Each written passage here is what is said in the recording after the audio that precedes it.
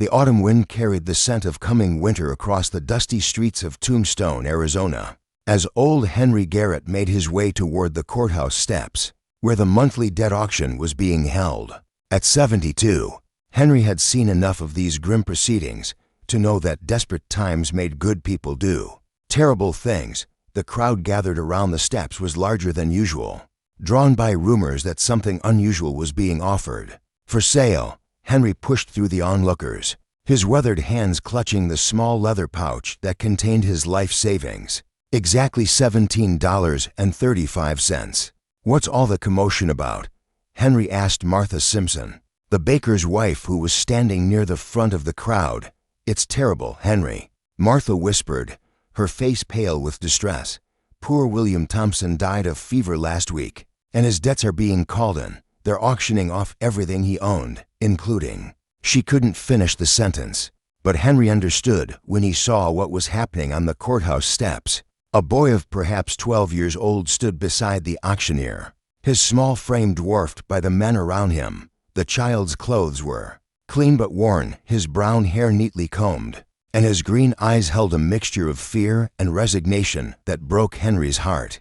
Next item, announced Sheriff Morrison, who was conducting the auction, is a 7-year indenture contract for Thomas Thompson, age 12. The boy is healthy, can read and write, and has been trained in basic farm work. Henry felt sick to his stomach. Thomas Thompson, William's orphan son, was being sold into indentured servitude to pay his father's debts. It was legal under territorial law, but that didn't make it right. Bidding starts at $20, Morrison continued.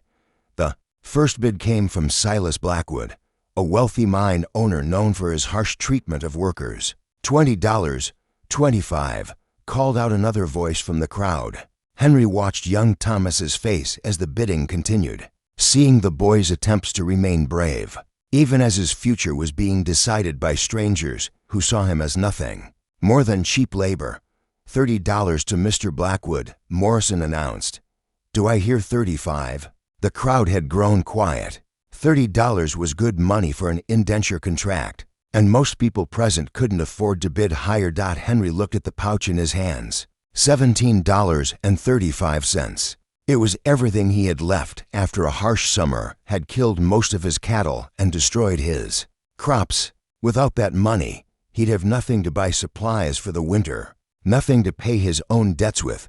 But as he looked at Thomas Thompson's young face, Henry remembered another boy who'd stood in similar circumstances 40 years earlier, himself, orphaned at 10 and sold to work in a mine until he was old enough to escape and make his own way in the world. $30 going once, Morrison called out.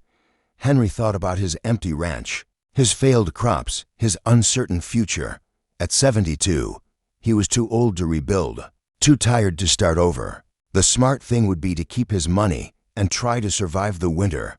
$30 going twice. He's worth more than any money I have, Henry said loudly, his voice carrying across the silent crowd. Everyone turned to look at the old rancher who'd spoken out of turn. What did you say, Henry? Sheriff Morrison asked. Henry stepped forward, pulling the coins from his leather pouch. I said he's worth more than any money I have, and I'm bidding $17.35. Morrison looked confused. Henry, the current bid is $30. Your bid is too low. Then I'm offering everything else I own as well, Henry replied firmly. My ranch, my remaining cattle, my equipment, everything. The crowd murmured in shock. Henry Garrett was offering to give up his entire life's work for the right to take care of one orphan boy. Silas Blackwood laughed harshly. Old man, you're talking nonsense. That boy isn't worth bankrupting yourself over. Henry turned to face Blackwood, his eyes blazing with a fire that surprised everyone who knew the gentle rancher. That boy is worth more than your mine, your money, and your black heart combined. Henry said quietly, he's a human being, not a piece of equipment to be bought and sold.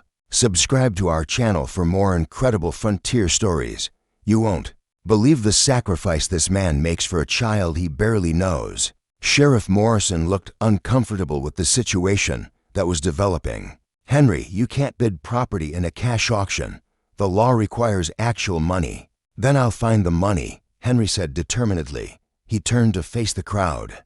I'm asking every decent person here to help me raise $13 more to save this boy from a life of virtual slavery. The response was immediate. Martha Simpson stepped forward with $2 from her apron pocket. For the boy, she said simply. $3, called out Doc Peterson, the town physician. $2, added Jake Mueller, the blacksmith. Within minutes, people throughout the crowd were contributing coins and bills. Their generosity inspired by Henry's willingness to sacrifice everything for a child's welfare. $31.15, announced Martha Simpson, who'd been collecting the donations. Mr. Garrett, you have enough. Henry looked at Thomas Thompson, who was staring at him with an expression of amazement and gratitude.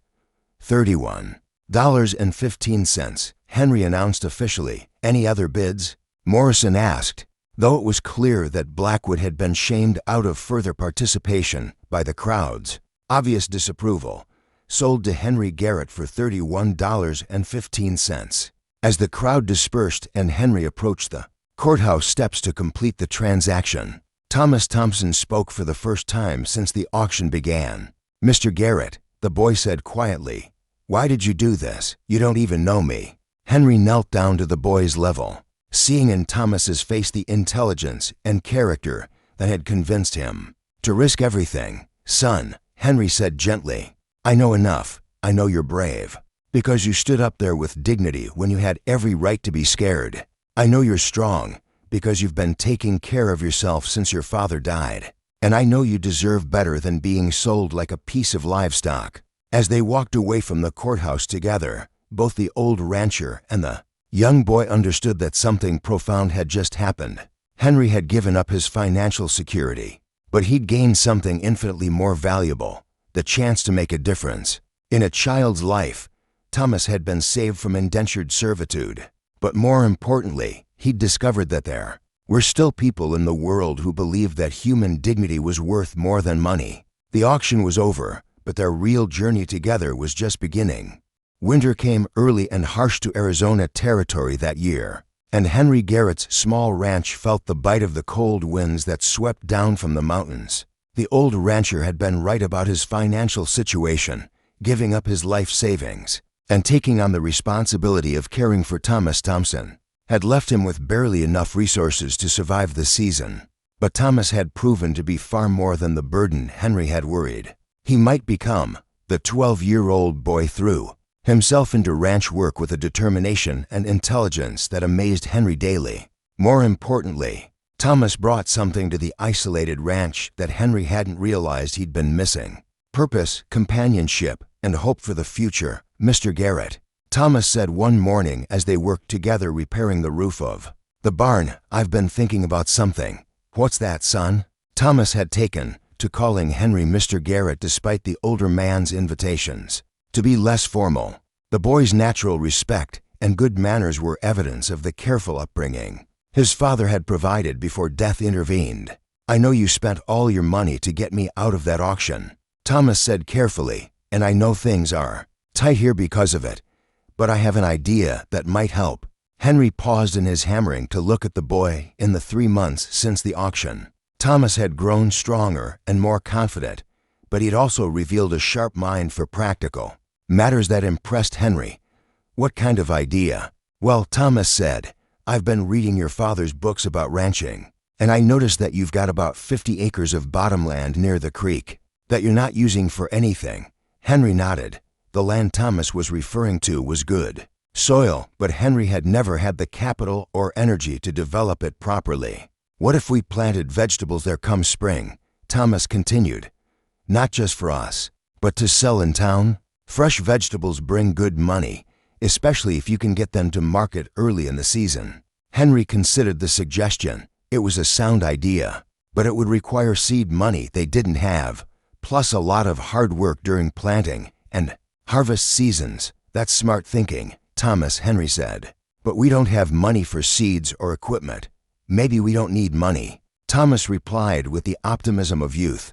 Maybe we need partners. Over the next hour, Thomas laid out a plan that showed remarkable maturity and business sense for a 12-year-old. He proposed approaching other small ranchers and farmers in the area, offering to provide labor in exchange for seeds and equipment. Loans. The vegetable profits would be split fairly among everyone who contributed. It's like forming a cooperative, Thomas explained, using a term he'd learned from one of Henry's agricultural books. Everyone contributes what they can. Everyone benefits from the results. Henry found himself both impressed and moved by the boys' desire to contribute to their partnership. Thomas wasn't content to simply be rescued. He wanted to be an active participant in building their future together. Thomas, Henry said, "That's one of the smartest ideas I've heard in years. But are you sure you want to take on that much responsibility?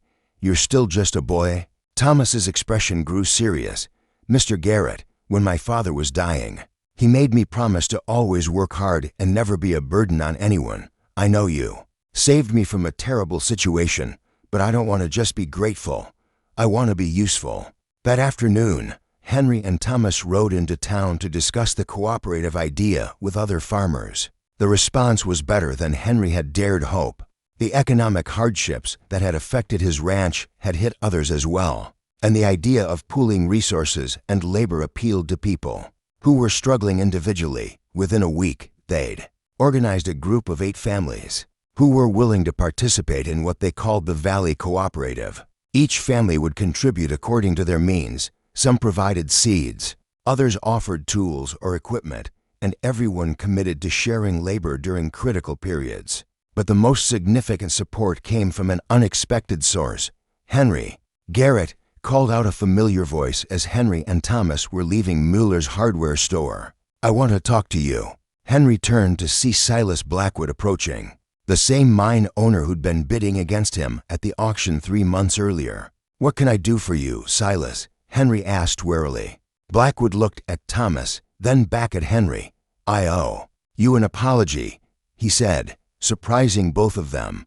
"What you did at that auction, it made me think about some things." "What kind of things?" "About the difference between the price of something and its value," Blackwood replied. "I've been watching what you and the boy have been doing, organizing this cooperative, helping your neighbors. It's made me realize that I've been measuring success all wrong. Subscribe to our channel now. The incredible transformation that's about to unfold will surprise you." Thomas spoke up with the directness that children possessed. "Mr. Blackwood, you were going to make me work in your mine for 7 years. Why should we trust anything you say now?" Blackwood winced at the boy's honesty, but he answered directly, "Because you're right to be suspicious, son. I was going to work you hard and pay you little, just like I've done with too many others. But seeing what Mr. Garrett was willing to sacrifice for you, it showed me what real character looks like." He reached into his coat and pulled out a bank draft. "I want to invest in your cooperative. $200 to buy seeds, equipment, whatever you need to make this venture successful." Henry stared at the bank draft in shock. $200 was more money than he'd seen in years. "Why?" Henry asked. "Because maybe it's time for me to invest in something worthwhile instead of just profitable," Blackwood replied. "And because I want to prove that people can change, even old fools like me." That evening, as Henry and Thomas sat on their cabin porch planning for the spring planting, both of them marveled at how dramatically their lives had changed since that day at the auction. "Mr. Garrett," Thomas said quietly, "do you ever regret spending all your money on me?"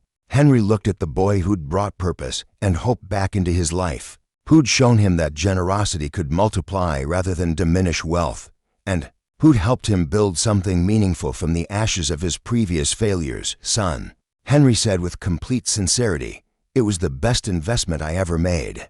As the stars appeared in the Arizona sky, both the old rancher and the young boy understood that they'd discovered something more valuable than gold, the knowledge that human worth couldn't be measured in dollars, and that sometimes the greatest riches came from giving everything away for the right reasons.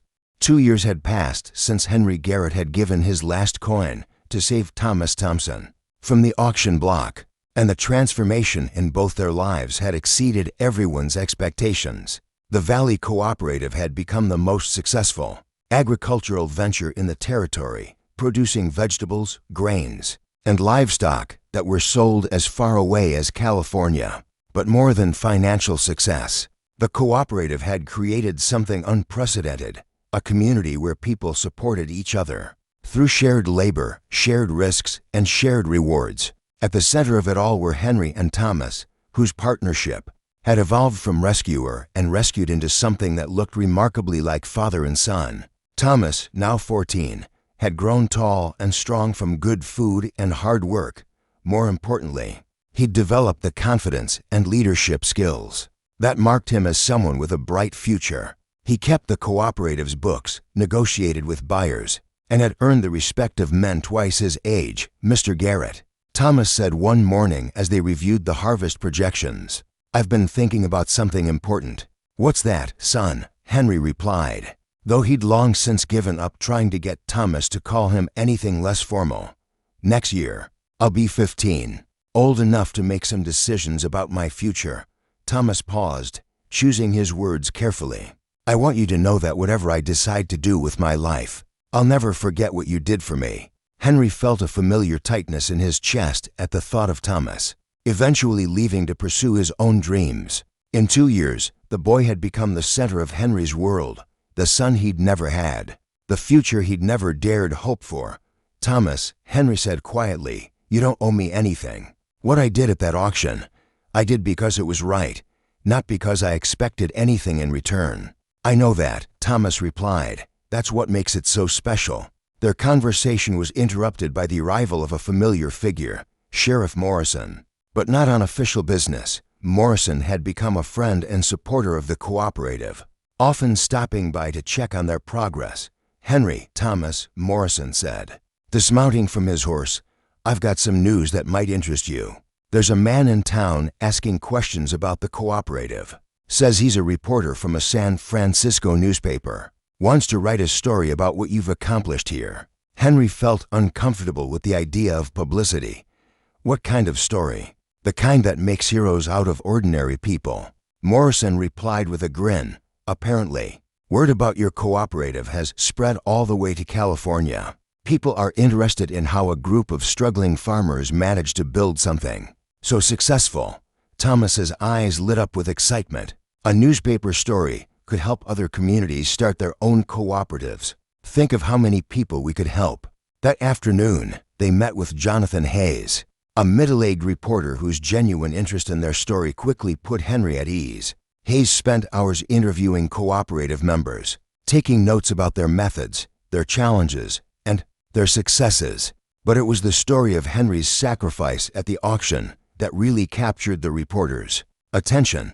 "Let me make sure I understand this correctly," Hayes said to Henry. "You gave up your life savings and risked your entire future to save a boy you barely knew from indentured servitude?" "It wasn't that complicated," Henry replied, uncomfortable with being portrayed as heroic. "The boy needed help, and I was in a position to provide it."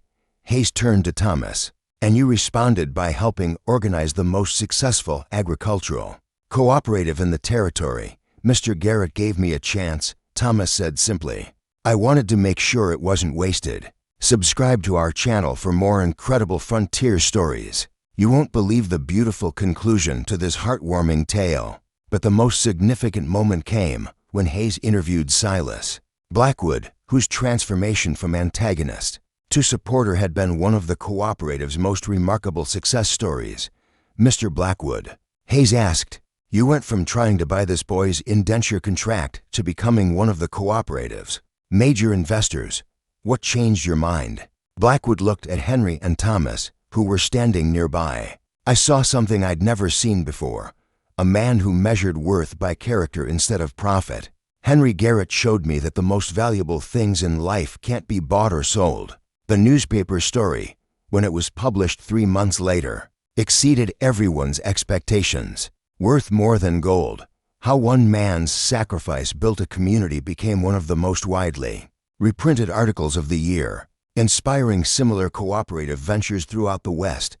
But more importantly, for Henry and Thomas, the publicity brought an unexpected visitor to their ranch. "Are you Henry Garrett?" asked the well-dressed woman who stepped down from the stagecoach one autumn morning.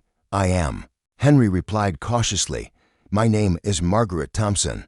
I'm Thomas's aunt, his mother's sister from Philadelphia." Henry felt his world tilt. Into years, he'd never heard Thomas mention having any living relatives. I didn't know about Thomas until I read the newspaper story. Margaret continued. When my sister died, I lost touch with her husband and son. I've been searching for Thomas for years.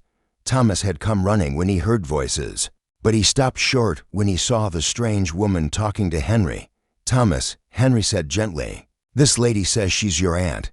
Margaret looked at Thomas with tears in her eyes. You look just like your mother, she whispered. What followed was a lengthy and emotional conversation as Margaret explained her search for Thomas and her desire to take him back to Philadelphia, where she could provide him with education, opportunities, and the advantages of city life.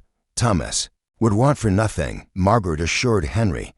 I have a successful business, a large house, and the means to send him to the finest schools. Henry listened with a breaking heart, knowing that this was what was best for Thomas, even if it meant losing the boy who'd become his son in everything but name. What do you want to do, Thomas?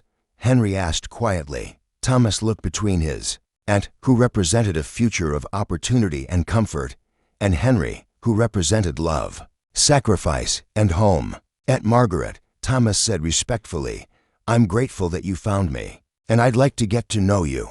But my home is here with Mr. Garrett and the cooperative. This is where I belong. Margaret looked surprised and disappointed.